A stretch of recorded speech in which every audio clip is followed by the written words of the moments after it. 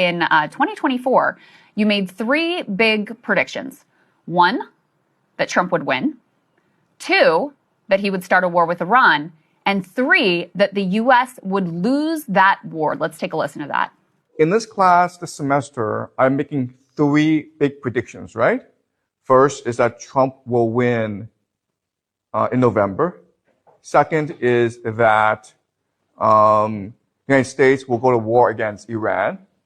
And the third big prediction is that the United States will lose this war, which will forever change the global order. So obviously that last one is the only one that has not yet come to fruition. Is quite a stunning prediction. You know, do you stand by it? And what have you seen so far that leads you to sort of stand firm in that conclusion? So given my analysis of how the war is progressing, I think that Iran has many more advantages over the United States. The reality is that right now, it's a war of attrition between the United States and Iran.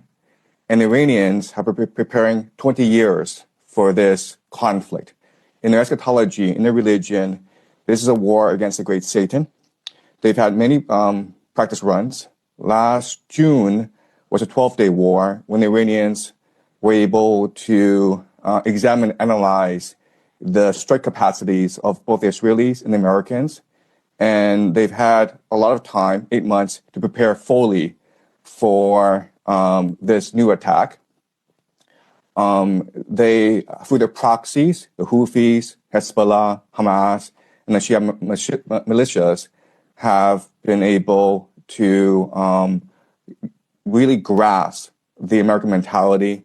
And now they have a pretty good strategy of how to weaken and ultimately destroy the American empire. So what the Iranians are doing is they're waging war against the entire global economy. And so they are striking the GCC countries. And not only are they striking GCC countries, American bases, but they're going after the critical energy infrastructure of these bases. They blocked off the Strait of Hormuz. And eventually, they will go after the water desalination plants, which is the lifeblood of these nations because they don't have fresh water supply.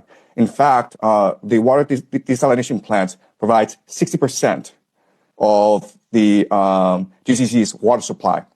So if a drone, and these drones cost $50,000, if they wiped out a desalination plant in Riyadh, Saudi Arabia, and it's a city of 10 million people, right? They'd be out of water in 2 weeks. In 2 weeks. And right now, the Iranians have de facto closed off the Strait of Hormuz, and the GCC gets 90% of its food from the Strait of Hormuz. So I know a lot of people are talking about the disruptions to the global economy, but right now, the Iranians are actually threatening the very existence of Saudi Arabia, UAE, Bahrain, Qatar. And why this is important is that the Gulf states are really the linchpin of the American economy. So what they do is they sell petrodollars and then they recycle the petrodollars back into the American economy through the investments in the stock market. And right now we know that the entire American economy is propped up by AI investments in data centers. And a lot of that comes from the Gulf states. So if the Gulf states are no longer able to sell oil, and they're no longer able to finance AI, this AI bubble in the United States, then this AI bubble will burst, and with it will burst as well the entire American economy, which is really a financial Ponzi scheme. Right. So that's a dire situation that the Americans are facing right now. Yeah, I mean, to your point, sir, an Amazon data center was literally hit in the UAE. And now, of course, big tech companies, which were looking at the UAE as a major potential data center investment hub with cheap and abundant energy, probably going to be rethinking that. We also wanted to talk to you about munitions. We can put this next one up here on the screen. The United States is racing to accomplish Iran mission before munitions run out. This is specifically around interceptor math. There's a famous video just from yesterday in Israel, which shows a single Iranian ballistic missile, which is being targeted by some 11 different interceptors, all of which miss. Most of those come from the United States, not to mention all of the different bases, the GCC countries that you just talked about, and the asymmetry of the cost. It's $1 million for a missile, tens of millions per interceptor in some of these cases. With these munitions running out, how does that change the global picture? So you're in China, obviously, much of the stocks in Asia of the United States are likely to have to be cannibalized if this were to go on. How's that going to affect the global picture here? Right. So my first point is that the United States military is not designed to fight a 21st century war. Remember, the military-industrial complex came to being after World War II, and it's designed to fight the Cold War. And the Cold War was really about muscle flexing, about who was able to send people up into space, who was the first to get the person on the moon, who had the more complex missile systems. And so the entire American military strategy revolves around very sophisticated technology that costs a lot of money to build, and that's what the American air defense system is basically, and that's why we're seeing this asymmetry, as you point out, in this war, where you have these $1 million missiles trying to take out these $50,000 drones, and it's not sustainable in the long term. And so what we're seeing is really the puncturing of the aura of invincibility and inevitability that sustained American hegemony for the past 20 years, especially after the collapse of the Soviet Union.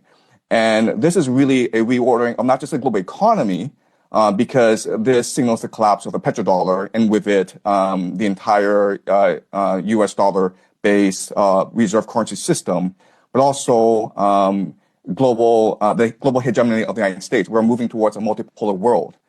Professor, this morning, Secretary of War Pete Hegseth was asked a question about potential ground troops in Iran. He refused to rule out that possibility. And he said, we're not going to project to you what we will or will not do, but we don't want to, rule anything out. We will do what it takes. Do you think that America will end up invading Iran from the ground, since it's already becoming relatively clear they won't be able to accomplish the goal of regime change or even regime collapse using just air power alone?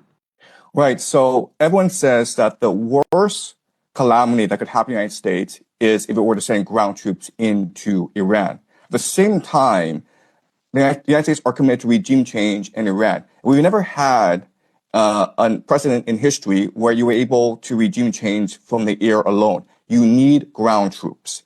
And so unfortunately, what's going to happen over the next few months is that pressure will build on America to send ground troops, especially from the GCC countries and from Israel, which are being pounded right now by the Iranians. So remember that if the GCC countries, Saudi Arabia, Qatar, UAE, Bahrain, if they go, then the petrodollar goes with them. So the Americans need to protect these countries, and these countries are going to demand that either the Americans bribe the Iranians to cease, and this is like $5 trillion in indemnity, okay? Mm-hmm. Or send ground troops to wipe out the Iranian threat once and for all. And I know that there's no political will for ground troops to be used against Iran among the American people. But remember that 78% of American people was against initial strikes against Iran in the first place.